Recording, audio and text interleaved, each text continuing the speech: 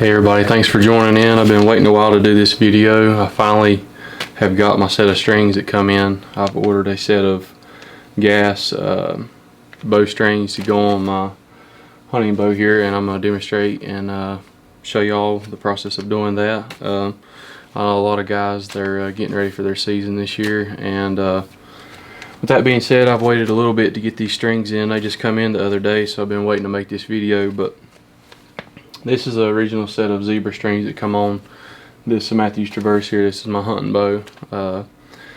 You know, doing something like this, you're going to need, you know, a lot of equipment to really do it correctly. If you don't, you know, you can have some tuning issues and stuff like that. But that being said, I went in and wrote down all my measurements of my setup here, so I can try to get it rebuilt to the same specs and feel as it was when I had it set up. Because when you change the strings on it, you pretty much, you know, that's the main component of your bow.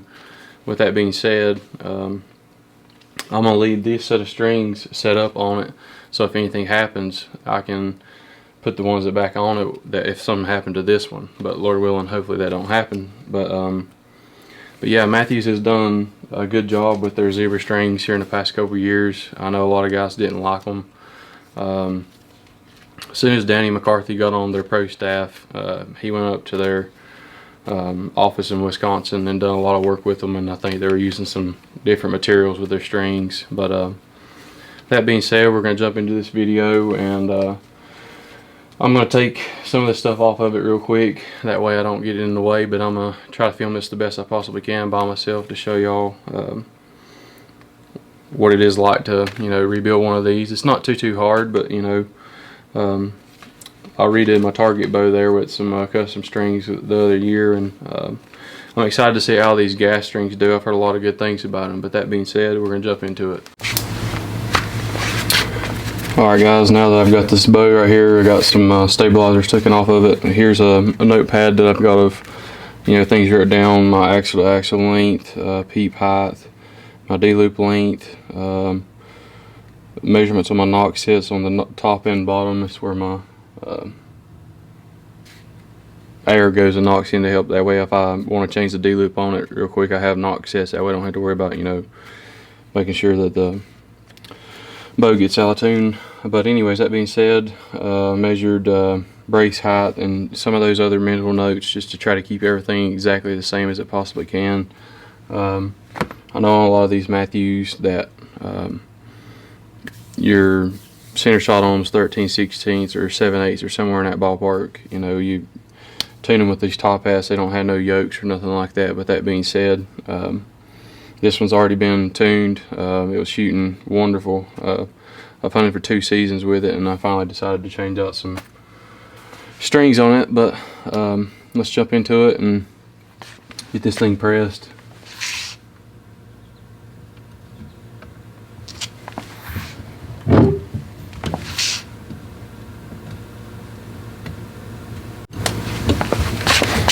I'll make sure I get these stops lined up the best I possibly can.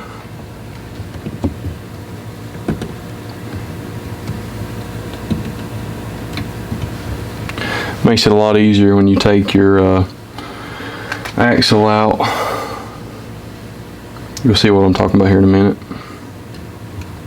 First thing I'm going to do is take this cord stop for my drop away and pull that out. I'm probably going to change the color on it here with this new string. Change it up, customize it a little bit, but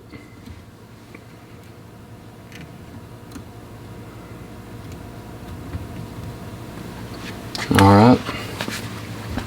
So now what you want to do, hopefully y'all can see this, is these got a little Allen head right here. I'm going to undo that.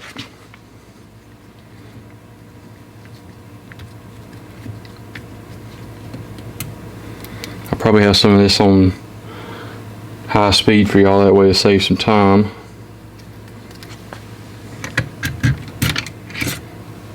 Take that axle out, and then your cam will drop straight out.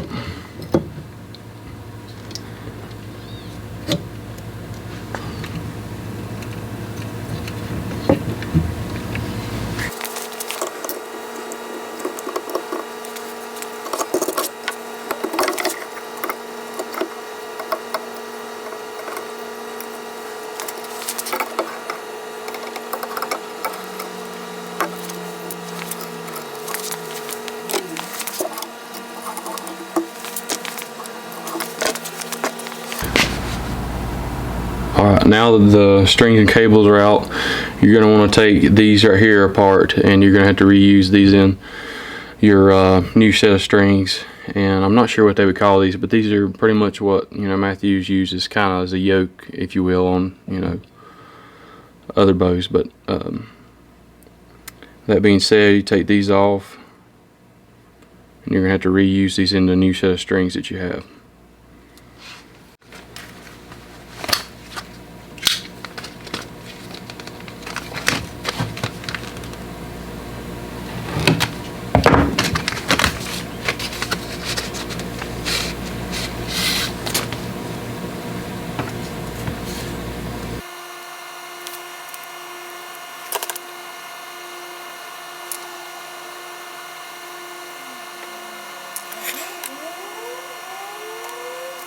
Alright guys, now that I've got my bow completely set up the way I want it to, there's no way possible that I could film this and set this bow up in a reasonable amount of time to get it all in the video. There's just no way.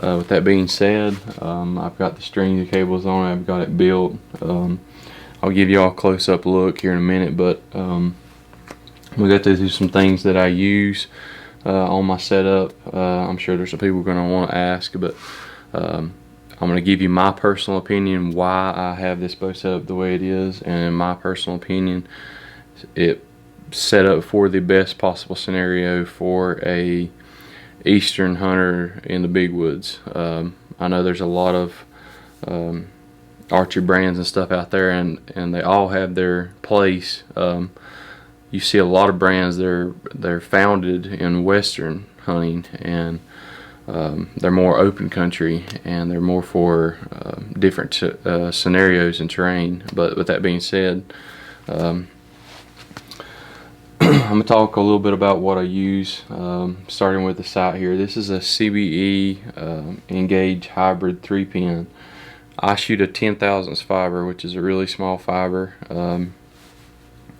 I know everybody's eyesight's a little bit different though, but I like something that doesn't starburst on me to where I can really get a good fine bead. The reason why I run 3-pin is because if I'm filming or you know, just, you know, hunting scenario in general, in my personal opinion, that is, you know, the best possible sight for me that I feel, because there's not so many pins you get confused with which one to use and which one not to use. If you're using a single pin, if I'm filming, you know, something happens, uncontrolled environment, have to let down, remove my dial. Now also I can use it as a single pin, but I use my bottom pin as my floater or slider, and I can dial it to the exact yard all the way out to, you know, all depends on what clearance you get from your sight tape. But that being said, I'm running Bee Stinger micro hex stabilizers, running 8 ounces on the back, running 3 ounces on the front. That's a 12-inch bar with a quick disconnect shrewd sidebar mount, and a 10-inch bar on the back. Shooting a QAD HDX Ultra Rest, Hamsky Raptor Peep. Got the Bowmar nose button on it. I'm going to talk about that there for a minute. When I first got it, I really wasn't a fan of it, just because it takes a little bit of getting used to. With that being said, I do see its advantages, because when you get it full draw and you put your nose on the string, and I know everybody anchors differently, and everybody's not, you know, maybe as serious as about this as I am, but I truly try to chase perfection, and that's what I love about archery, is that you'll never be able to achieve it, and you can never get good enough at it, because we're humans. We can't possibly repeat the same perfect sequence over and over again. And that's the thing about archery, is it doesn't matter if you have the best form in the world or not, but if you can do the same shot over and over again, then you're going to be deadly. You're going to be extremely accurate. But nobody's perfect. Only Christ was. But that being said, using BCY 3D serving, put some monkey tails on it to help quieten the string down a little bit. It's really quiet anyway. Using BCY number 24 D loop. And they make a lot of different materials out there and D-loops and stuff like that. In my opinion, D-loops is one of the most important thing when it comes to really paying, fine attention to your setup, because that's where your release is attached to. With that being said, it takes a little bit to get this broke in to where it's as flexible, but I've got number 23, which is even more flexible on my hunting, or my target bow, excuse me. And the reason why I elected to go back to 24 is because I feel it's more rigid, it's more rough. Now, take it for granted, would I rather have my hunting bow more accurate than my target bow? Yes, because I'm a passionate whitetail hunter, and normally you don't get but one opportunity at these big mature deer, and I don't want to screw it up. But switching over here to the arrow, this is a gold tip Airstrike 300 spine. I was running a 4-fletch AAE max stealth vanes with a nocturnal lotted knock, and I'm gonna switch some things up this year. I'm gonna go back to 3-fletch. Hopefully I'll be able to get this video out sometime. My friend, he's got the SD card which has got the video on it, but I learned something from shooting 4-fletch, but I'm gonna leave that for the other video. With that being said, but I'm shooting 125 grains up front. I'm just using the regular gold tip aluminum insert and outserts. There's a lot of good companies out there that you can really build some beefy arrows that are really, put your FOC way up there. And I've got some gold tip Platinum Pierce Kinetics over there that I've built for elk hunting that have ethics archery points in them, and I had them up to like 600 grains. And the heavier your arrow is, the quieter your bow will be as well. That's just something that I've noticed about bows in general. But for whitetail hunting, me personally, I like an arrow around 475 grains to 500 grains, somewhere in that ballpark, because I'm still getting speed, but I'm still getting plenty of kinetic energy. This arrow setup right here weighs around 485 grains with everything on it. This year I'm going to be shooting some new broadheads. I'm always testing. I'm a fixed blade guy. I used to shoot expandables for a long time, but I kind of grown away from them because of just the scenarios, and the